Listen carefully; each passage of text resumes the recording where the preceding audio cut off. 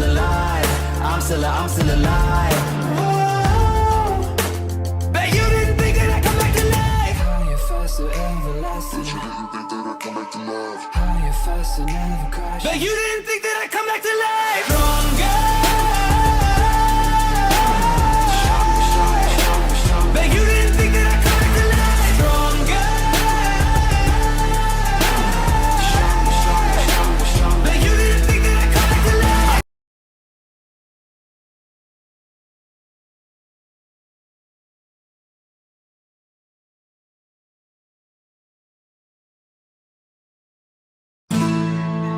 Holy smokes. Christopher Columbus, that is no way to address the King and Queen of Spain. What is wrong with you? Okay, so you know how we're looking for a new trade route to India, right? Right. And the earth is round, right? Right. So I'm thinking we can just sail the other way around the planet, right? Yeah. So I set sail, right? Mm-hmm. And I reach India, right? Right. Wrong.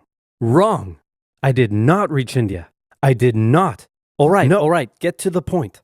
Did you know there's a whole nother freaking continent out there? Okay, and do you think I should care about this? Why? Oh, I'm sorry. Did I forget to mention there's gold everywhere? Gold? Columbus landed in Central America in October 1492, and he had the time of his life. And by that I mean he went on a huge theft and murder spree. He stole gold, jewelry, people, and a hammock. And then he returned to show off all of his riches, including a few previously undiscovered items such as tobacco, the pineapple, turkeys, and a hammock. Now I know what you're thinking, but oversimplified, Columbus didn't discover America, the Vikings did. And you'd be partially right. In the 11th century, Leif Erikson was the first European to land in America. But hey, if you love Vikings so much, then why don't you? Columbus, time of his life, hammock. And suddenly the race was on to explore and conquer the New World. After a couple centuries of warring with the natives and each other, the European powers had claimed quite a lot of land, including this area, which both the English and the French claimed as theirs. One day the French said, I'm gonna build some forts along here. And the English were like, could you not? And the French said, sorry, but no, I could not. And they went ahead and built their forts, which pissed off the English, so they sent an up-and-coming British lieutenant colonel by the name of George Washington with a combined force of British troops and Native Americans. After a short battle, the French commander said, all right, we surrender. Okay, boys, pack it up. There's surrender. Oh, sorry, was I not meant to split his head open with a tomahawk? Don't worry. It's not like this will start a 7-year-long major global conflict. And what happened next was a 7-year-long major global conflict, which Great Britain won. At the peace negotiations, Spain gave up Florida, while France gave up all of its territories in North America. But Britain's victory came at a cost, a £60 million cost. They were now broke, in a lot of debt, and had to come up with some way to repay it. So they went to the colonies and said, okay, listen up. So a huge part of the war was spent protecting you from the French, and now we have no money because of it. So... I'm not sure what you're saying here. Okay, so we spent a lot of money protecting you from the French, right? Right. And now we're broke. That certainly is a pickle. Listen to me. We spent all of our money protecting you, and now we need money.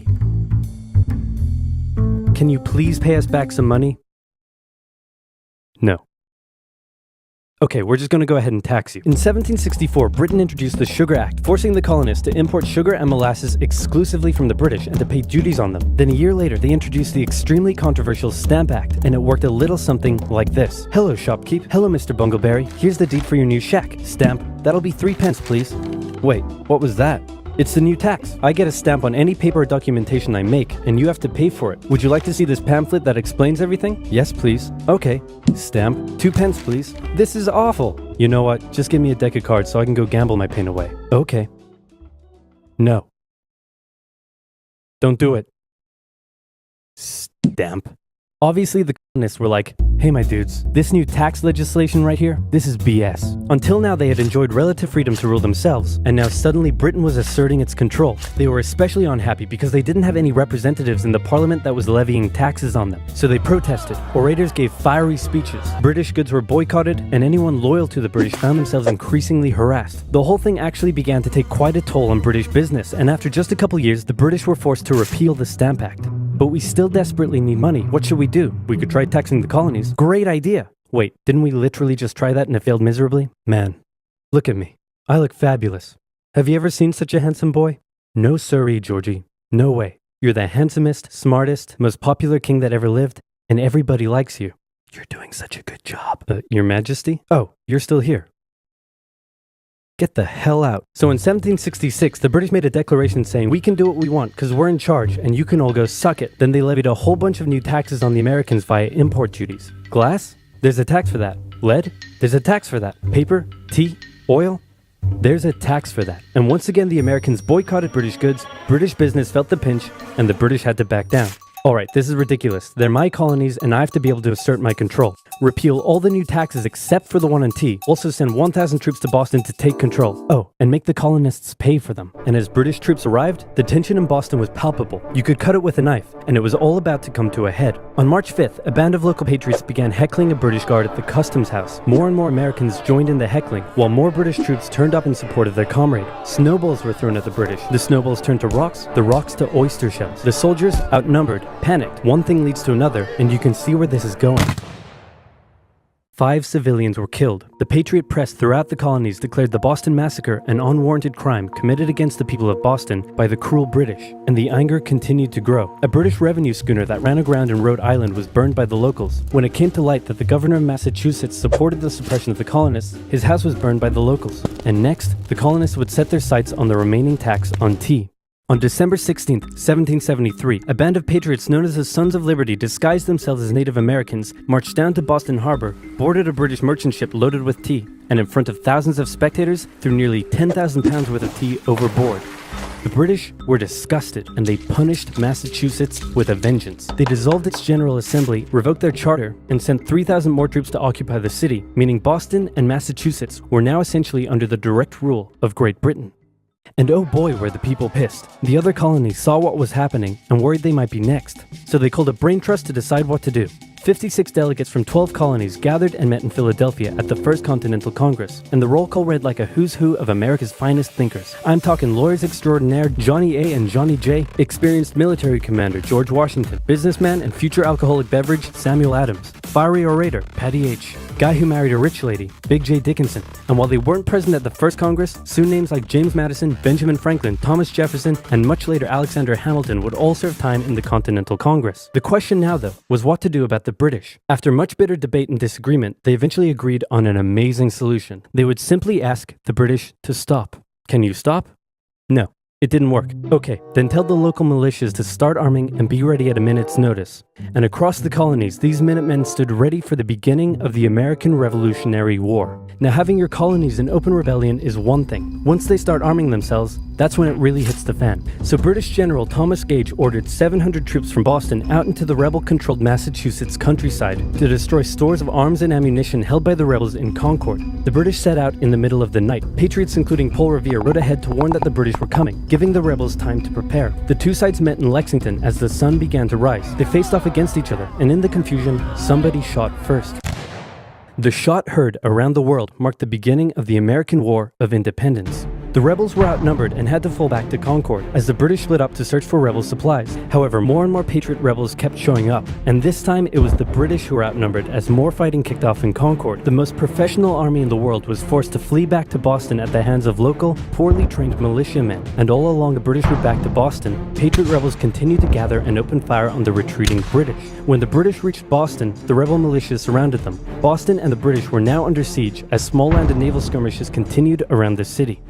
And the British would suffer another embarrassing blow, this time in upstate New York. Colonel Benedict Arnold concocted a plan to take the British stronghold Fort Ticonderoga, which held a large amount of guns and ammunition. He set off towards the fort alone, hoping to recruit men along the way, when he came across the Green Mountain Boys, led by Ethan Allen, who as it turned out, had the exact same plan he did. So they decided to work together. But I'm in charge. No, I'm in charge. No, I'm in charge. No, I'm in charge. No, I'm in charge. No, I'm in charge. No, I'm in charge. This went on for some time, until the Green Mountain Boys threatened to go home, and Arnold had to concede. The group raided the fort at night while the Redcoats were asleep, and they caught them completely by surprise, taking the fort and all of its munitions with almost no resistance. Wow, great job, Ethan. Very impressive. By the way, what happened to that other guy we sent to take the fort? Who? Benedict Arnold. Never heard of him. Ouch. What the fuck? Nobody knew what was going on. The colonies were in open rebellion, and for now, they even seemed to be winning. So King George fired General Gage, replaced him with General William Howe, and ordered the rebellion to be put down immediately. Okay, the British are definitely going to retaliate for all of this, so we should probably put together a proper army. First, we need to pick a commander-in-chief, and I think we can all agree that that job should go to the man, the myth, the legend, George Washington. My friends, I am humbled and honored that you would consider me for such an important role. I did not expect for this. All right, you've been showing up in a military uniform every day for the last 10 months. We all know you wanted this, so cut the crap, George. Dude, uncool. So Washington began his journey up to Boston to take command of the newly established Continental Army, just as the British made their first major attempt to break the siege. They made plans to take the high ground on Bunker Hill, but spies warned the Continentals of the British plans, so they fortified Bunker Hill and set up defensive positions on nearby Breed's Hill. The day of the battle came, and as the British advanced, a barrage of Continental gunfire was opened up on them. Twice they tried to climb the hill, twice they were pushed back. The battle lasted 3 hours until the Continentals finally ran out of ammunition and had to retreat, allowing the British to take the hill. While technically a British victory, they suffered nearly 1,000 casualties to the Continentals' 400. The colonists showed the British that this wasn't just a rebellion, it was war, and they were ready for it. But one thing they weren't sure about was why they were fighting. While some radicals were starting to throw around the I word, most hoped to eventually repair their relationship with Great Britain. So they sent a letter to King George saying, "Hey man, looks like things aren't going your way. Remove the taxes and let's be friends. I'm gonna kick your ass." Send that to the colonies. Your Majesty, your handwriting is terrible. Are you sure? Just do it. What does it say? He's gonna lick my... Gross. So for the remainder of the year, small engagements continued to occur around the colonies. The British burned down the towns of Falmouth, Massachusetts and Norfolk, Virginia as revenge for earlier anti-British incidents. These actions played right into the hands of patriot propaganda. Overseas, the British were seen as brutes, and the French and Spanish would soon begin sending supplies to the rebel cause. During this time, there was also minor fighting going on between patriot and loyalist militias in the southern colonies. Benedict Arnold was still on a mission to win some personal glory for himself, so he headed up an attempt to invade Canada in a two-pronged attack. The Continentals managed to capture some British forts and the city of Montreal, but a harsh snowstorm with some smallpox on the side saw them defeated and pushed back at Quebec City, and they were forced to retreat all the way to Fort Ticonderoga. Speaking of which, remember all those guns and ammunition? Well, this guy's got a plan for what to do with them. He uses oxen to drag 120,000 pounds of artillery for 2 months through the harsh winter, 300 miles all the way to Washington and his Continental Army surrounding Boston. Boom. Washington's got himself some big guns, which is fortunate because up until now his army had been suffering through the cold winter, not knowing when the siege would end. Now, they could make a move. Washington wanted to launch a full assault on the city, but his junior officers felt the British were too fortified, and to his credit, Washington was great at hearing and taking on board the ideas of others. Instead, the Continentals worked through the night setting the guns up on Dorchester Heights, overlooking the city, and when dawn broke and the British saw the guns, they knew they were toast. Their positions were completely exposed. It was checkmate. They had no choice but to abandon the city. 120 ships carried 9,000 redcoats and 2,000 loyalists away to an unknown fate, and Washington had his first victory of the war. Washington then moved his army to New York, knowing that when the British returned, they would probably land there. In the meantime, a friendly-looking old man by the name of Thomas Paine had written and published a pamphlet called Common Sense, in which he advocated for total independence from Great Britain. It spread across the colonies like wildfire, and to this day remains the best-selling title in America. It was read aloud in taverns and meeting halls, and brought the idea of independence into the mainstream. Congress began to seriously consider the idea. Thomas Jefferson was selected to write up an official Declaration of Independence, and he went hard, writing that all men are created equal, with certain inalienable rights, including life, liberty, and the pursuit of happiness. Of course, Jefferson had over 100 slaves, but we don't have to talk about that. On the 2nd of July, Congress voted unanimously in favor of independence, and John Adams declared that the 2nd of July would go down as the most remembered day in American history. Then a couple days later, independence actually came into effect. The United States of America was born. There was no turning back now. The Americans tore down a statue of King George in New York and melted him down into 42,000 musket balls. To the British, it was treason, and if the king had his way, Washington and all of Congress would be hung. Speaking of the British, guess who's back? The king sent an intimidating force of 130 warships and 25,000 men to New York. Washington knew that taking on the most powerful military in the world wouldn't be easy. The British set up camp on Staten Island as the Americans dug into defensive positions around Brooklyn Heights, waiting for an attack to come. But the British just waited, wearing down their opponent's nerve while building their own strength. At one point, they launched a big scary artillery barrage and then said, "You know, if I was you right now, I'd probably sue for peace." But Washington told them to shove it. The Americans kept holding out for what was coming, and when they finally hit, they hit hard. 15,000 British troops approached the American position, and the two sides fired on each other in massive rows. But what the Americans didn't realize was they were only fighting a decoy. The main British force was going around to flank the Americans from behind, and when they arrived, they inflicted heavy casualties. The Americans panicked and retreated back to Brooklyn Heights, where they then found themselves trapped between the British army and the river. It looked as though the war was already lost, but luckily, instead of attacking, the British decided to dig in for a siege, and then a thick fog set in, allowing Washington's army to escape across the river unimpeded. The British continued to chase and engage the Americans up Manhattan, and the Americans suffered defeat after defeat after defeat. It was a disaster. Washington's leadership was called into question, as thousands of American POWs were left to rot as traitors. Washington's army fled through New Jersey all the way down to Pennsylvania. Rarely had an army been so badly beaten yet survived to fight another day. There's no hate, there's no love, only dark skies that hang above.